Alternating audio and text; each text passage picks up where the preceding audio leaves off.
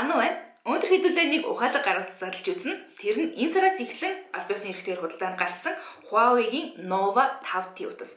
Энэ бол яг flagship төрлийн утасны техник хангамжийг маш боломжийн үнээр санал болгож байгаа гэдгээр нэлээд ам сайтай байгаа утас юм байлээ. Тэгэхээр уцаа зарлж үзье.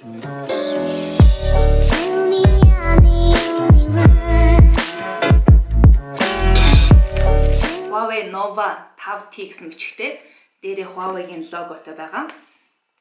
Huawei Nova 5T нөгөө талдаа ч гэсэн адилхан. За хайрцагны доод хэсэг дээр бол тухайн утасны specs буюу техник хангамжийн мэдээлэл нь байгаа. Энэ болохоор 128 GB-ийн хатуу санах хойтой 5 GB-ийн RAM-тай ледний фиолетовый гэдэг чинь зуны Midsummer Purple гэдэг үг гэсэн. Зуны чинэл ягаан гэх юм уу? Бодвол нөгөө нэг нар жаргах ч юм уу, жаргаж байгаа үеийн тэрний гоё нэг туяа тэрний өнгө юм шиг байгаа. Миний ойлгосноор. Тэгээд dual SIM буюу 2 SIM ордог. За цацгай. I see. Хайрцаг онгойлгоход бол ингэж гарч ирд юм байна. See. Дэс нүргэж аана. Nice. Нөгөө Midsummer Purple гэсэн өнгө шүү дээ. Ийм гоё өнгө юм биш нь хараа. Йоо бүр хараа. Ингээд гэрэлтэй л байдаг наасаа. I see. За, эхлээд юутай л уцаа ярихаас өмнө хэдүүл хайрцаг дотор нь өөр юу байгааг харцгаая. Уцны доор бол энэ хэсэг байгаа. Энэ онгойлгоод үзье. Сия. Окей. Huawei санаас өөрөө ийм зүйтэй хайрцагтай ирдэг юм байна. Энэ дотор нь nice. За тэгэхээр саяны хайрцаг дотор юу байсан гэхээр баталгааны бичиг, мөн хэрэглэгчийн гарын авлага, тэгээд дээрээс нь нэг юм ууттай юм. Тэр нь юу гэхээр утасны кейс. Шууд яг энэ Nova 5-та зориулсан утасны кейс. Юу н хайрцаг дотор юм кейстэй ирд юм уу? Гоё шүү. Huawei хайрцаг дотор кейстэй ирд юм байна. За тэгээ хайрцаг дотор Huawei-гийн өөрсдийнх нь supercharger нь бол багтсан.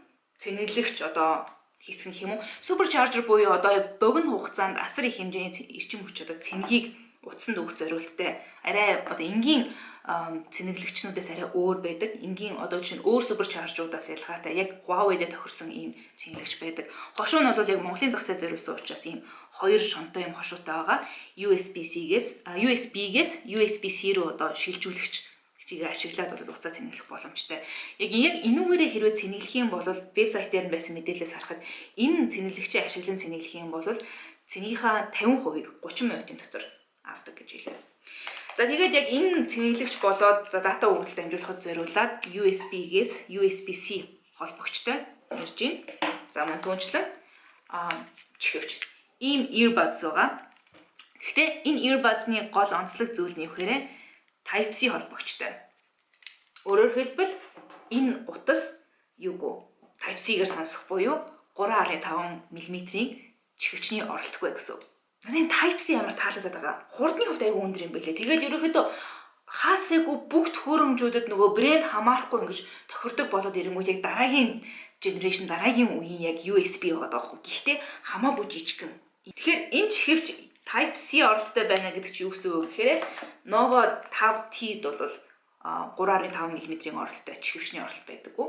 Та нарын дэлгэцийн наалт маалт хуулах дуртай юу? Гоё тий.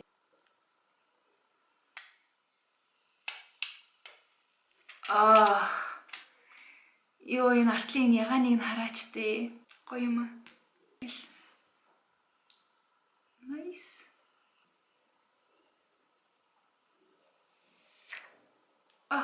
Урасч.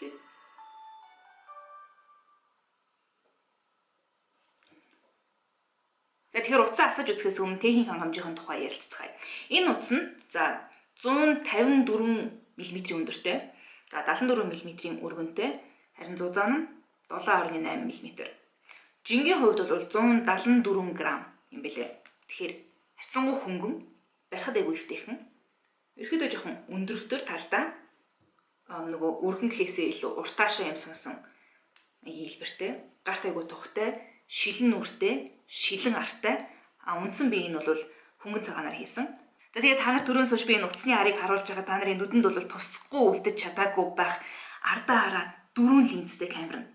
Гоёгоц За тэгэхээр ямар линзүүд вэ гэдгийг эхнээс нь хэдүүлээ ярив. За дээрээсээ энэ бол 16 мегапикселийн өргөн дуран. За хоёр дахь нь 48 мегапикселийн одоо үндсэн дуран. За гуравт нь 2 мегапикселийн одоо depth assist camera гэж байгаа. Өөрөөр хэлбэл нэг тийм bokeh effect гэдэг чинь гүнийг юм илэрхийлдэг нөгөө. За энэний хажуу талд байгаа нь болохоор 2 мегапикселийн макро камер. Тэгэхээр өргөн дуран, үндсэн дуран, байршлын одоо аливаа объектын гүнийг мэдрэгч. За тэгээд макро дуран.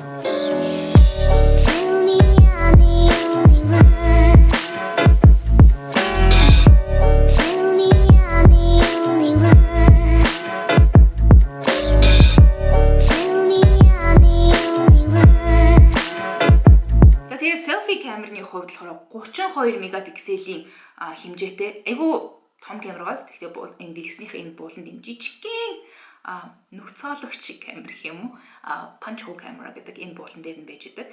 Тэгээд дэлгэц чинь болохоор яг энэ камерныхаа нүүрний бараг 97% орчим байна уу. Тэгэхээр айгүй том дэлгэцтэй. Тийм учраас камера бол дэлгэцэн дотроо ингэж шилтгэж өгсөн байгаа юм билэ.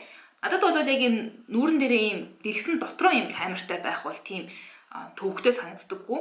Зарим хүмүүс ирэхэд гэхдээ төвөгтэй байдаг юм билээ. Тэгж байгаа тохиолдолд дээрээс ингэж дух буулгад бол оруулаад ирж болоо тэрийг нь сеттингээс нийцэж болдгоо шүү. За утасны баруун гартаад дууны одоо чанга болон сулыг тааруулагч товч, за дууны доор асаах унтраах товч. Энэ асаах унтраах товч бол өмнөх загваруудынхаас ялгаатай. Юу вэ гэхээр хурууны хийгчин бол энэ товчон дээрээ мэдэрчдэг. Тэгээд утасны зүүн талд болохоор dual SIM буюу 2 SIM суулгах оролттой. Утасны дээд хэсэгт бол энэ өөр тодорхой мэдрэгч зүйлүүд олон зүйлүүд байхгүй. Харин утасны доод талд микрофон болон за спикерүүд нь доор нь байрлаж байгаа. Тэгээд USB-C цэнэглэгчтэй. За утасны хэлхүүр үзүүлэлтүүд нь бол 128 ГБ-ийн багтаамжтай, 6 ГБ-ийн RAM-тай. Яг цэнэг хураагуурын багтаамж ус айгүй том билээ. 3750 мА. 3750 мА. Ерөөсө цэнэглэл өглөө гэрээсээ гараад тэгээ мартчих болно. Өдрийн дунд цэнэг ураагуурч болоод алга болчихгүй, цэнэггүй болчихгүй гэж санаа зовох шаардлагагүй. Хангалттай том одоо батарейтай. Тэгээ дээрэс нь яг энэ дотор нь байгаа чип нь яг процессор нь байгаа штэ. Kirin 980 гэдэг процессор. Тэр нь болохоор Huawei-гийн яг flagship төрлийн одоо flagship ангиллын P30 Pro-то бол ижилхэн процессор. Тэр би видеонийхэнд хэлсэн биз flagship төрлийн flagship ангиллын утсанд багтаадаг техник хангамжуудыг боломжийн үнэтэй утсанд багтаасан нь бол Nova-гийн энэ шин загвар нь болсон байлээ гэж.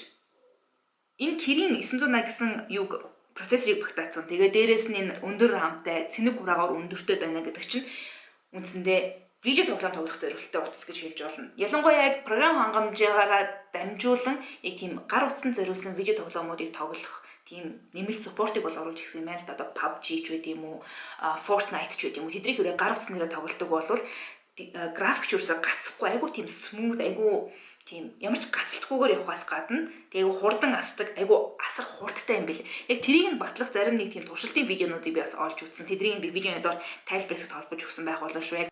За тийм байна. Асаж үзэх үү?